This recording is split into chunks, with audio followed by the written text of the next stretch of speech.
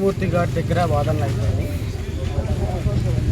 ఈరోజు ప్రశ్న ఛానల్కి సంబంధించినటువంటి రావాన్ని ఉపా సెక్షన్స్ పెట్టి, అంటే ఆంధ్రప్రదేశ్ రాష్ట్రం పుట్టిన తర్వాత మొట్టమొదటిసారి దేశద్రోహం, రాజద్రోహం,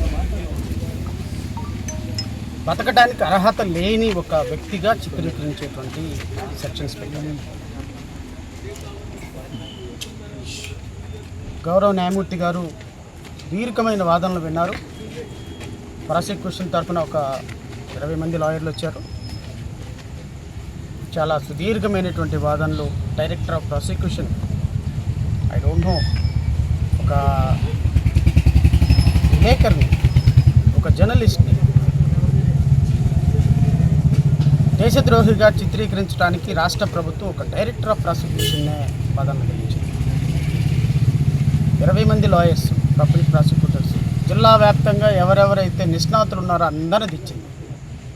పాప రావణ వైపున ఒక చిన్న లాయర్ని నేను ఒక్కడిని ఆర్గ్యూ చేశాను. సో నేను అంత గొప్ప లాయర్ని కాదు, వాళ్ళంత గొప్ప లాయర్ని కాదు, కానీ బట్ నాకు తోచిన విధంగా నేను కూడా గౌరవ న్యాయమూర్తి గారి దగ్గర వాదనలు వినిపించాను. గౌరవ న్యాయమూర్తి గారు తీర్పు రిజర్వ్ చేశారు. ఇంకొంచెం సేపట్లో రావణ్ రిమాండ్కి వెళ్తాడా, లేకపోతే ఈ కేసులో కూడా ప్రజాస్వామ్యం గెలుస్తుందా అనేది తెలుస్తుంది. నేను ఈ రాష్ట్ర ప్రభుత్వాన్ని, ఉప ముఖ్యమంత్రి పవన్ కళ్యాణ్ని ఒక ప్రశ్న అడగవచ్చు. ఏంటంటే, ఉప ముఖ్యమంత్రి పవన్ కళ్యాణ్ గారు ఈ రోజున రావణ్ అనేటువంటి వ్యక్తి ఒక నక్సలైటు అనేటువంటి ఒక ప్రొజెక్షన్ ఉండే ప్రయత్నం చేశారు. అంటే నాకు చాలాసార్లు నేను నక్సల్ గురించి మాట్లాడుతాను. ఎందుకు మాట్లాడతానంటే, నాకు ఇంతమంది ఎందుకు వెళ్ళిపోయింటారు ఎడుగులోకి నాకు అర్థం కాదు. అది ఎంత కోపం ఉండాలి వీళ్ళకి. ఆ కోపం ఎక్కడికి పోదు. మనం ఆపరేషన్లు చేయండి, ఇంకోటి చేయండి, కవర్ చేసినా కానీ అది ఇంకో ఫామ్ తీసుకుంటుంది. సో దానికి ఏం మారాలి? దాని అల్టిమేట్ ముందు ఏంటి? Correction in democracy.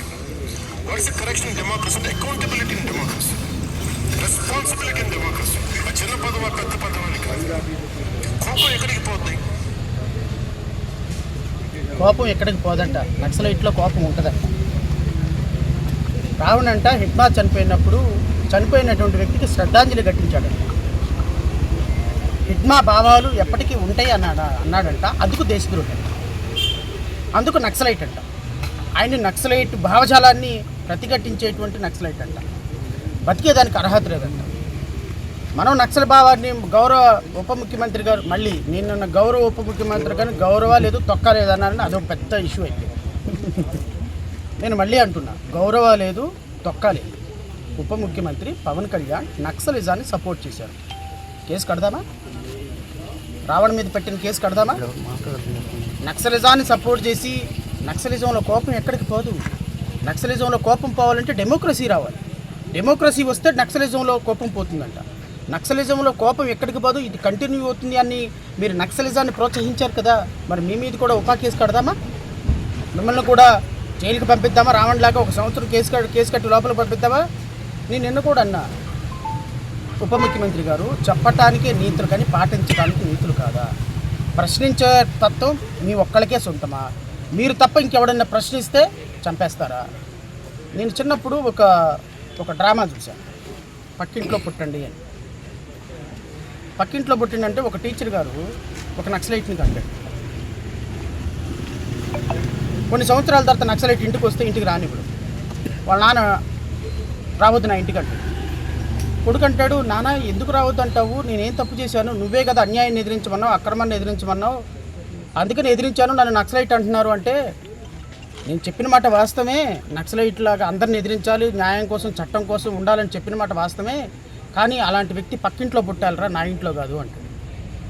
అంటే పక్కింట్లో పుడితే ఓకే, మన ఇంట్లో మాత్రం ప్రశ్నించేవాడు పుట్టకూడదు. సేమ్ ఉప ముఖ్యమంత్రి గారి పద్ధతి కూడా అంతే ఉంది. ఇంట్లోనే ఉండాలి, ఇంకెక్కడ ఉండకూడదు. ప్రశ్నించేవాడు జన సైనికుడే అయి ఉండాలి. అది కూడా ఎక్కడ? ప్రశ్నించే జన సైనికుడు ప్రతిపక్షంలో ఉన్నప్పుడే ప్రశ్నించాలి. అది మళ్ళీ ట్యాగ్ లైన్ ఉంది ఇంకోటి. పాలకపక్షం వచ్చిన తర్వాత ప్రశ్నించకూడదు. ప్రశ్నించాడని రామారావు అనేటువంటి కొవ్వూరు చంద్రని సస్పెండ్ చేశారు. ఎవరైనా సరే తెలుగుదేశం పార్టీని కానీ ఎవరైనా ప్రశ్నిస్తే తొక్క తీసి సస్పెండ్ చేస్తున్నారు. అంటే ప్రశ్నించేటువంటి వ్యక్తి జనసేనలో ఉండాలి, నెంబర్ 1 కండిషన్. నెంబర్ 2 కండిషన్, జనసేనలో ఉన్నటువంటి వ్యక్తి అపోజిషన్లో ఉండాలి, నెంబర్ 2 కండిషన్. పాలకపక్షంలో ఉంటే ప్రశ్నించకూడదు.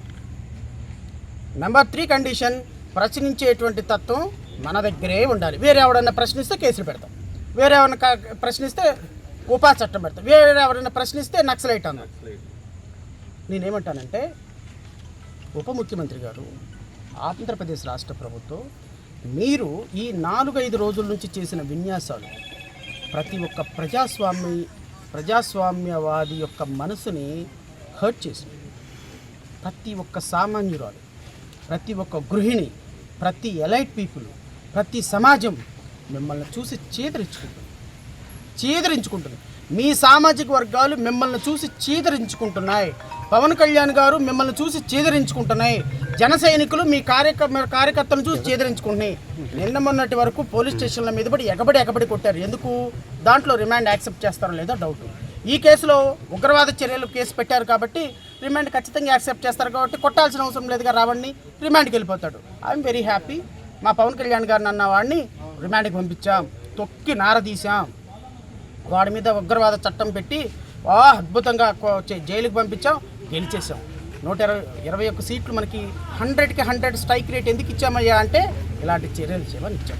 100కి 100 స్ట్రైక్ రేట్ ఎందుకు ఇచ్చామంటే జర్నలిజాన్ని అనకదొక్కమని ఇచ్చాం. 100కి 100 స్ట్రైక్ రేట్ ఎందుకు ఇచ్చామంటే జర్నలిజాన్ని, ప్రజాస్వామ్యవాదుల్ని అనకదొక్కి ఇలా కేసులు పెట్టి ప్రజాస్వామ్యాన్ని కూని చేయడానికి ఇచ్చాం.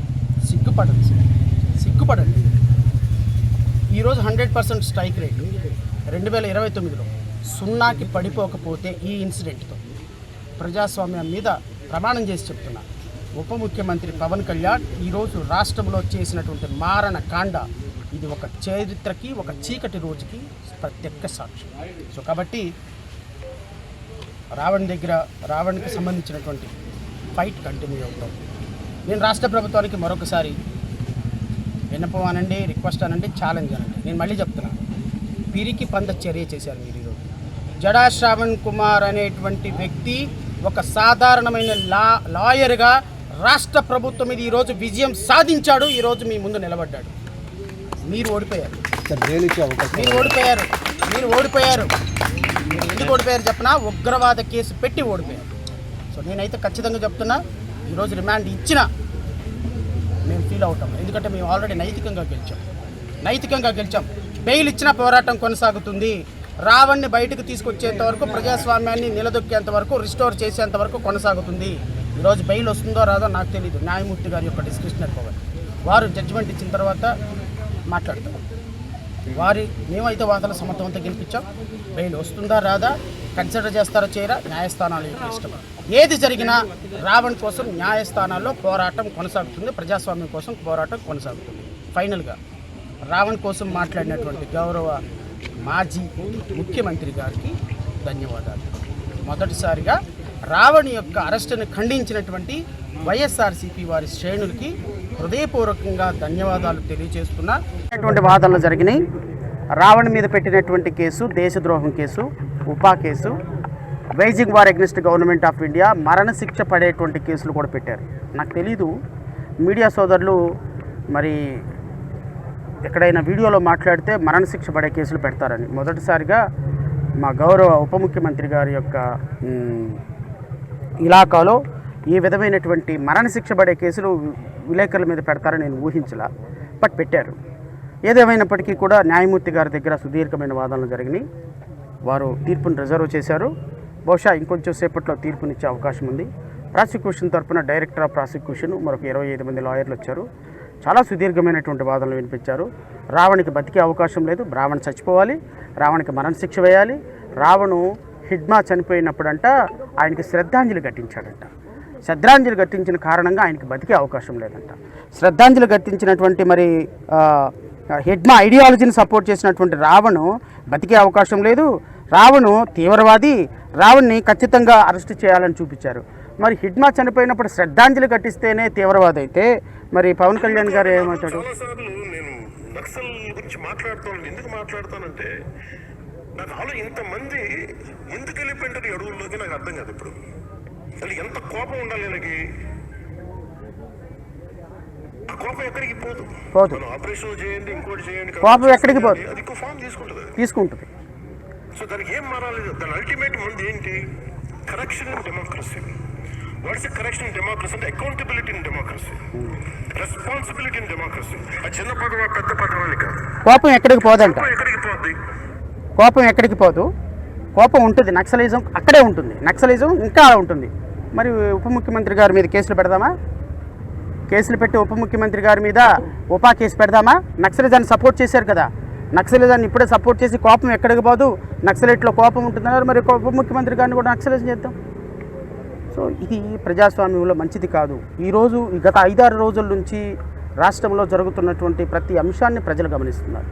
సామాన్యుడు గమనిస్తున్నాడు, నిరుపేదలైనటువంటి వ్యక్తులు గమనిస్తున్నారు, ప్రజాస్వామ్యవాదులు గమనిస్తున్నారు, సాధారణమైనటువంటి గృహిణులు కూడా గమనిస్తున్నారు.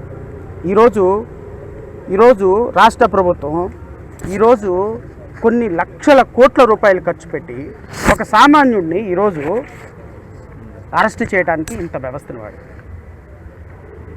సరే, ఏదేమైనప్పటికీ ఇంకొక అరగంటలో జడ్జిమెంట్ వస్తుంది. రావణ్ అరెస్ట్ అయినప్పటికీ కూడా, రావణ్ రిమాండ్కి వెళ్ళినప్పుడు కూడా రావణ్ మీద ఇంకా 102 కేసులు రెడీ చేసి పెట్టారు. ప్రతిరోజు ఒక పీటీ వారెంట్ వేయాలి. రాష్ట్ర వ్యాప్తంగా అతన్ని బయటకు రానివ్వకూడదు. 1 సంవత్సరం పాటు రావణ్ని జైల్లో పెట్టాలనేటువంటి ఒక దుర్మార్గకరమైనటువంటి చర్యలకి రాష్ట్ర ప్రభుత్వం చేసింది. ఈ కాన్సన్ట్రేషను సుగాలి ప్రీతి చంపేసినటువంటి వ్యక్తుల మీద పెట్టినట్టయితే చాలా బాగుండేది. ఈ కాన్సన్ట్రేషను ఒక పాప చనిపోయింది కదా, ఆ పాప మీద పెట్టినట్టు ఇంకా బాగుండేది. ఈ కాన్సన్ట్రేషను రోజుకు మర్డర్, రేపు జరిగి పోలీసు లాకప్లు జరుగుతుంది కదా, దాని మీద పెట్టినట్టయితే సరిపోయేది. సో దాని కేసుల మీద అయితే ఏమి కాన్సన్ట్రేషన్ ఉండదు. సోషల్ మీడియాలో పవన్ కళ్యాణ్ గారి గురించి ఒక మాట మాట్లాడితే మాత్రం కాన్సన్ట్రేషన్ ఉంటుంది.